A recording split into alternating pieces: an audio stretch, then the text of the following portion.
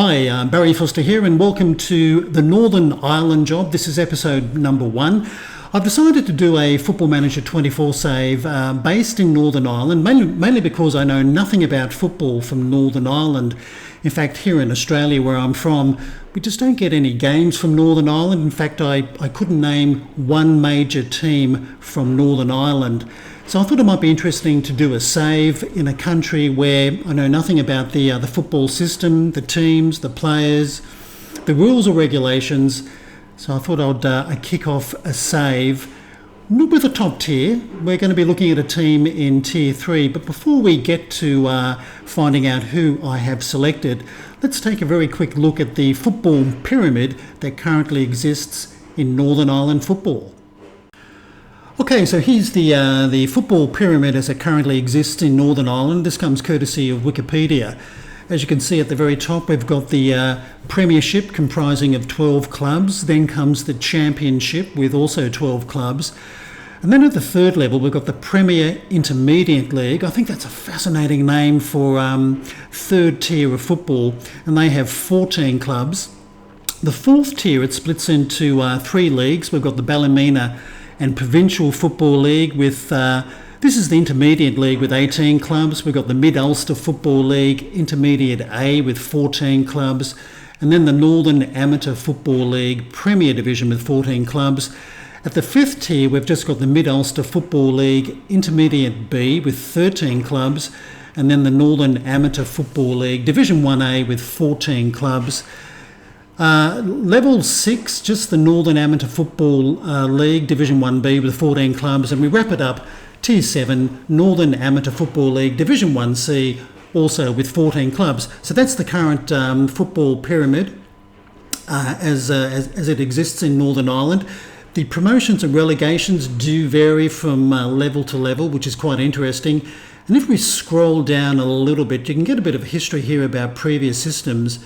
And it says in 2010, a pyramid system was introduced with the possibility of promotion and relegation between the Championship and the 4 regional intermediate leagues. That only kicked off 14 years ago. So that's the current pyramid system in Northern Ireland. Football Manager only looks at the top 3 leagues. You don't have tiers 4 down to 7. Is there a database that covers that? I don't know. I haven't come across one. Maybe one does exist. So Football Manager is only looking at the top 3. Let's go and find out now a little bit more about the top 3 leagues, because there's some interesting things or rules to do with the Championship and the Intermediate League. And we'll also find out which team I have selected very randomly from Tier 3. Okay, well, this is the top league in Northern Ireland, the Premiership. It comprises 12 teams. From memory, 5 are professional and 7 are semi-professional. None of the names really ring any bells with me there, but I find it interesting that they have a club called Crusaders. Interesting name that would certainly raise a few eyebrows around the world today, but their nickname is the Hatchet Men, which I find a very interesting nickname for a football team. I just wonder, how do they play the game if they call themselves the Hatchet Men? But let's take a quick look at some of the rules governing this particular league. 38 games played in a season. The league splits in 2 after 33. They use 5 subs from a maximum of 7 named. And as you can see on the right here, every club gets a bit of prize money, ranging from £50,000 if you come first and £22,000 if you finish last. If you finish last, you are automatically relegated to the Championship. If you come second last, you will go into a relegation playoff situation. The top team does qualify for the first qualifying round of the Champions League, and teams finishing second and third will qualify for the Europa Conference League first qualifying round. It's interesting that teams 4th to 7th, it says here European Places Playoff, but it doesn't actually provide you with any further information as to what they actually mean by that. But anyway, that's in a nutshell, that's the top league and some of the rules. Now we'll look at the second tier, the Championship, which is also 12 teams, all semi-professional at this level. And when we go into the rules, A couple of interesting changes here. Once again, 38 games played. League splits into two after 33. 5 subs from a maximum of 7 named. The top 2 teams do get a little bit of prize money for how they finish. The top team is promoted to the Premiership. If you come second, you will go into a promotion playoff situation. Last, you are relegated automatically to the 3rd tier, and if you come second last, you will go into a relegation playoff to see if you can maintain your position in this league. But in this league you get, and this is the club, you get £75 for a win or £25 for a draw. Now, I've never seen that before in any football league ever. Not a great deal of money, but I've got a feeling there's not a great deal of money in football in Northern Ireland. So that was quite interesting, that there's a little bit of prize money whether you win or draw a match.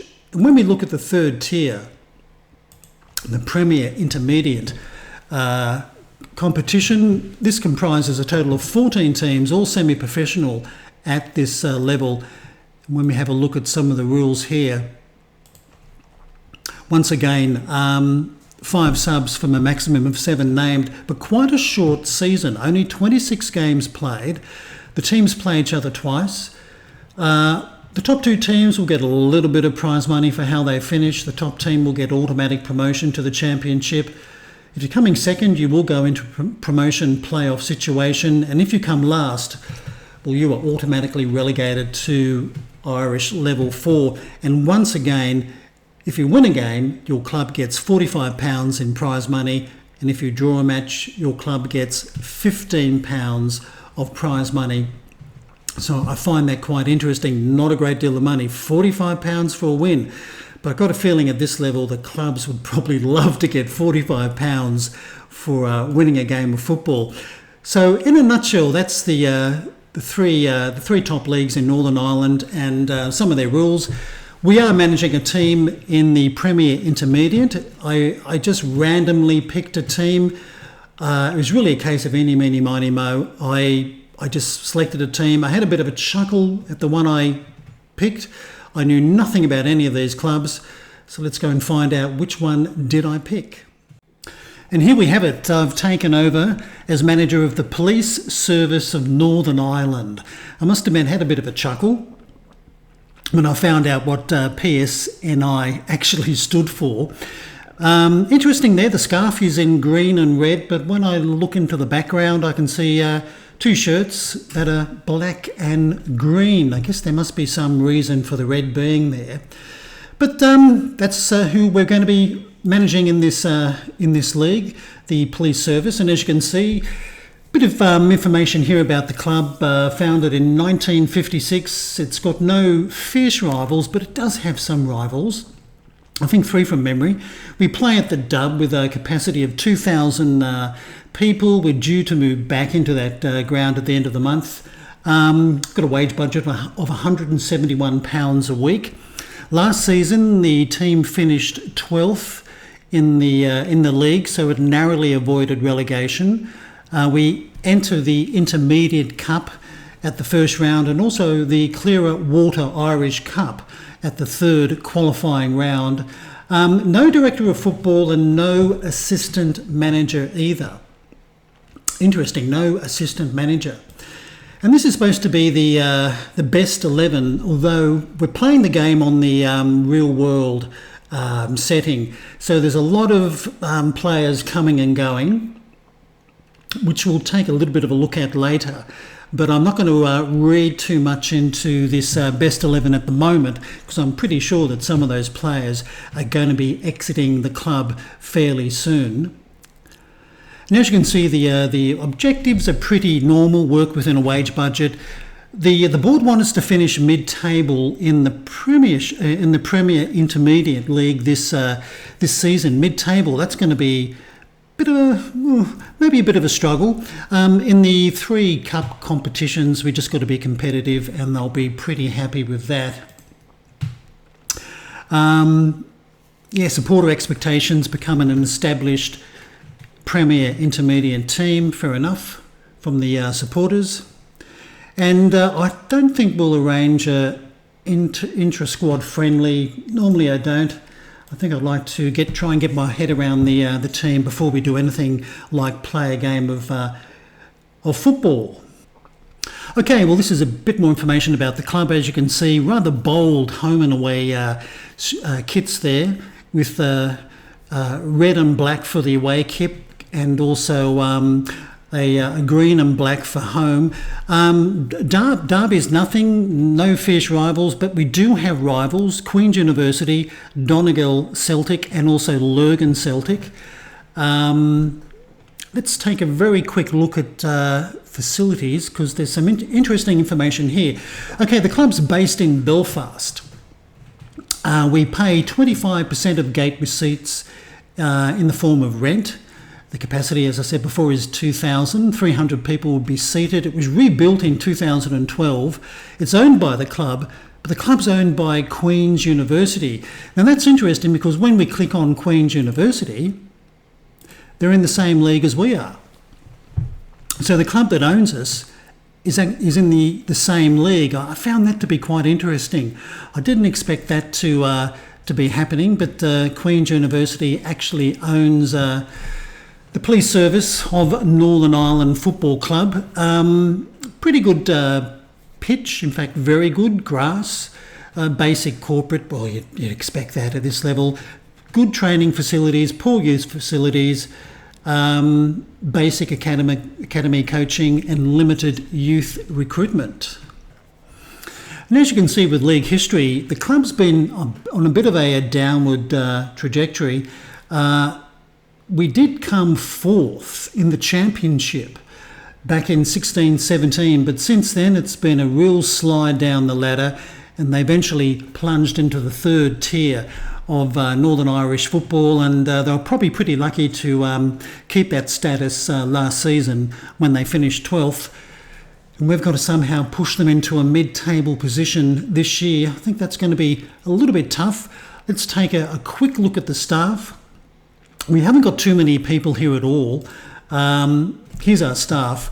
We've got a player goalkeeping coach in Jordan O'Brien, who's only 25, very, very young to be maybe coaching at this level. His attributes for coaching, not great, 2, 3 and 2. Maybe we shouldn't really complain, considering the level of football this is going to be. We've got two senior coaches in the form of Stephen Black, who's only 30 years of age. I guess he's not too bad at attacking and defending, of 6 and 7. Even tactical and technical, both 7. I guess that's probably not too bad for this level. Kyle McDowell, he's another senior coach. 5s for attacking and defending.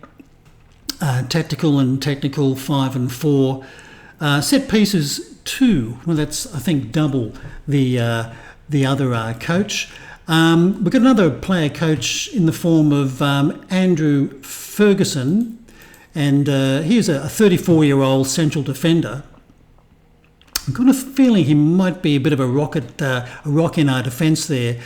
And his staff attributes are 4 and 5 for attacking and defending, a tactical 4 and technical of 6. And the final coach we've got is a physio, a youngster, I think from memory, a Jordan Milne. He's only, 20? And he's got a physiotherapy attribute of 4. Which is probably not very good, but he is being paid £50 per week, and most of those coaches are paid on part-time contracts, with the exception of Jordan O'Brien and Andrew Ferguson. So that's the staff we've got, and when we look at the overview, we do need a director of football, also a chief scout, a couple of scouts, a head of youth development and a head physio. Well, I think I'll get the board to handle director of football and also the head of youth development, but I think we'll advertise for the physio and the chief scout and scout. We'll do those ourselves. In these saves, I don't use the player search or the staff search. I basically advertise and I select people who actually apply for a position here. I try and keep that a little bit fair by doing it that way. And let's take a look at the transfers, because there's a fair bit happening there. We're playing this save on the real world format. So already there's going to be quite a few players coming in, coming out. These are the players already booked to come in. Now, some of these players have been signed for January 2024. But as you can see, there's a fair bit of movement of goalkeepers that'll be joining us at some stage in the near future. Then we've got defenders. Most of those are going to be coming in towards the end of June. One fellow there, Joshua Logan, 17th of January 2024. Midfielders also coming in. Those two there, Morrow and Medine, are both for January of 24.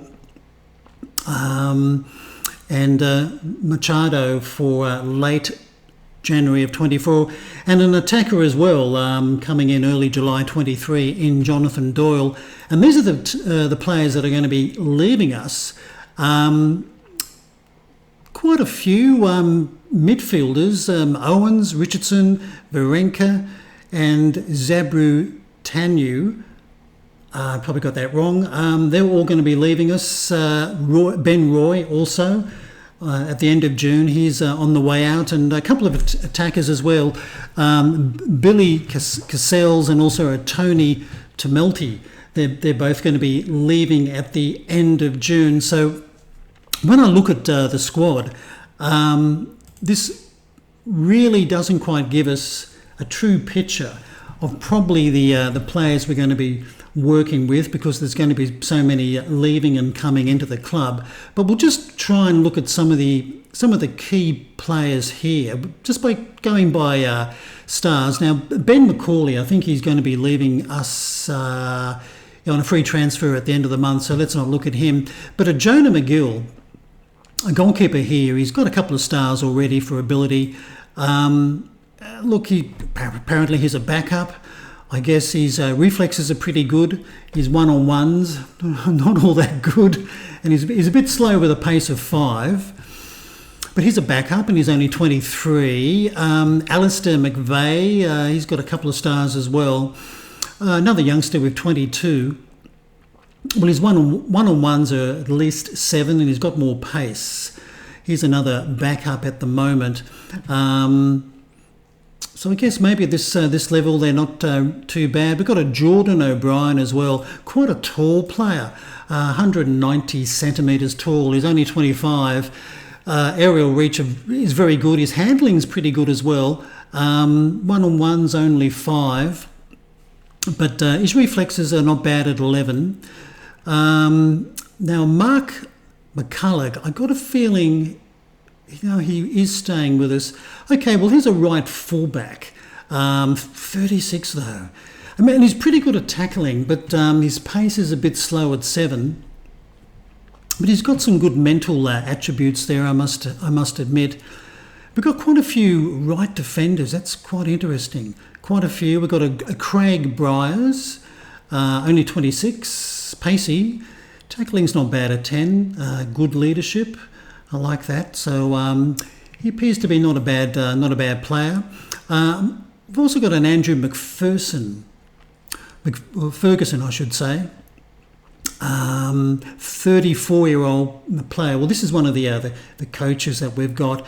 Look, I must admit he might only be a pace of 8, and he is 34, but his heading is not too bad, and his marking is 5. He doesn't mark very well, but his tackling is, I guess, okay at 9. But he's listed as a fringe player as well. Going a little bit further down the central defenders, let's take a look at Jack Graham, only 27. Got a bit of pace about him with 10. Extremely determined at 18. And I guess his technical attributes there for heading, marking and tackling are not disastrous. Once again, he's being listed as a fringe player. Ben Mitchell. Currently 3 stars. Well, he's not very good at heading, which is a bit surprised considering he's 192 centimetres tall. He's got a fair bit of pace about him. Pretty good marking with 12 and tackling on 10. Good positioning of 12 with determination. A regular starter. Well, that's good to see that he's not being listed as a fringe player. Going a little bit further down, let's take a look at Lewis Stewart. Only 20 years of age, a future prospect. Well, heading's not bad at 9. He's very tall, 194 centimetres. Good decisions, very determined, good leadership, good positioning. He might be one for the future. His pace is only 6. I often find it a little bit interesting that a lot of the youngsters in Football Manager tend to be rather slow, which I think it should be the other way around. They should be a bit quick when they're young. But let's look at Johnny Wilson. He's got quite a few stars. He's only 26. And here's a midfielder. Pacey, pretty good leadership, determined, good decisions. Passing's not bad at 10. So he's probably, in fact, he's been listed here as a star player. Okay, fair enough. He's probably going to be somebody to build the midfield around. A Lewis Blackstock, only 20 years of age, another midfielder, whose first touch is very good at 13, I must admit. And his passing's not too bad at 10. He's been listed as a future prospect, but he's only 20, so that's okay.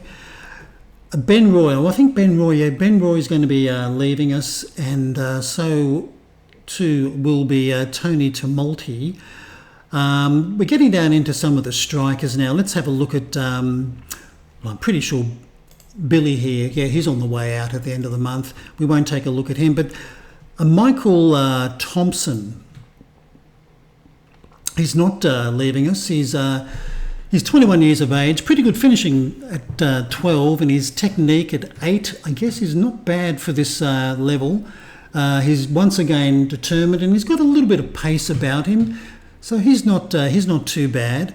Ryan Worthington, 23-year-old striker, once again finishing of 11, certainly got pace on him, which is pretty good. He's been listed as a fringe player as well. But there's certainly quite a few players to work with there. As I said, quite a few are going to be on the way out in the next, let's say, 4 to 5 weeks. So it's a bit hard to probably get your head around a team at the moment. There's no youth team in this club at all. We don't have any under 18s or under 21s, anything like that. So basically that's going to be the squad. Maybe we can, add a few players to it if we're lucky. And there might be a few players here that we need to dispense with, because when you look at central defenders, we seem to have an awful lot of players who can play in the centre of defence. And I really don't think we need that many. But also, nearly all these players, we're going into contracts. The vast majority of them are on amateur contracts. I mean, Ben McCauley is on £10 per week, but he's leaving us. Courtney is on £20 a week. He's leaving us as well. And then we've got Ben Roy on £130 a week. That seems to be a lot for this level of football in Northern Ireland, but he's leaving us. And Tumulty is also on £20 a week, but he's going to be leaving us as well. So when all those players leave, we'll basically just have a team full of players on amateur contracts. And I'll just move myself up to here. And as you can see, where our wage budget is only £171 a week, and we're currently spending £266 a week. So I think there's probably a pretty good chance that we should bring that back into the black once those players do depart. And we do have a little bit of money in the bank account, just under £1,500. Well, I guess it's better than having nothing or being in the red. So, a little bit of cash there, but no transfer budget at all. And when we look at the schedule, there's already friendlies booked in. One on the 1st of July, and that's against Larne. Now, they're a professional side from the Premiership. I don't think we should be playing a professional side in the first friendly. I think we're going to get smacked, badly beaten up, and it might not be very good for team morale. So I might consider cancelling that. But then we've got friendlies on the following Saturday against Dromara. They're only amateur. Grove United, another amateur side. Lower Mays, got to be amateur. The Kilmore Rec, another amateur side, and finally Wakehurst, a semi-professional side. I think, maybe with some of these away friendlies, maybe we can organise slightly better competition and maybe some home matches to get a bit of revenue coming into the club, because our first competition match is home to Dollings Town on the 26th of August. That's in the competition. So, looking at the police service of Northern Ireland, that's a bit of a brief overview of the club, the squad, the staff. As I said before, I've never ever managed a side.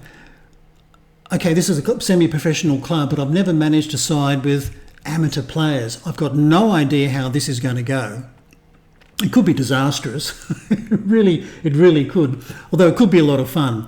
Anyway, look, that just about wraps up episode 1 of this particular save with the police service of Northern Ireland. Hope you're going to stick around for episode number 2. What we'll do, we'll play all these friendly matches off camera. We'll get those knocked over, and we'll come back for our very first competition match, a home match, and hopefully I would have sorted out the playing style and also the players as well, which ones I want to keep and maybe which ones I'd like to terminate their amateur contracts if I can. I'm pretty sure that there shouldn't be any problems with that, but I'll probably cross that bridge a little bit later on. Okay, well, once again, I hope you have enjoyed episode number 1. Until next time, this is Barry Foster saying it's goodbye from me.